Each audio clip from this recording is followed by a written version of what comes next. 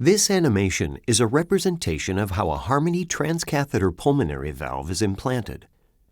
With Harmony TPV therapy, an artificial heart valve is delivered by catheter through the body's cardiovascular system.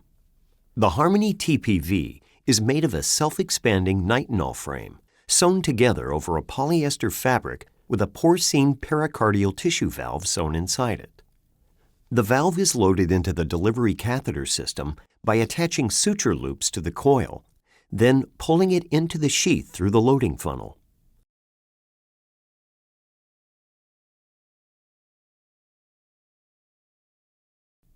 The delivery catheter system holding the Harmony valve is inserted into a vein through a small access site in the leg or neck.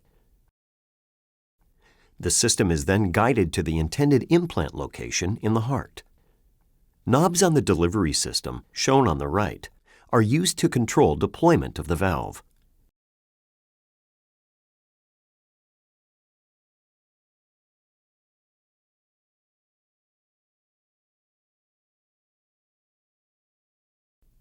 Once the Harmony valve is in place in the right ventricular outflow tract, the valve is released and expands into place.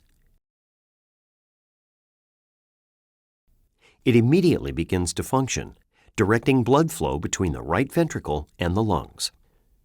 The catheter is then removed and tests are performed to ensure the valve is working properly.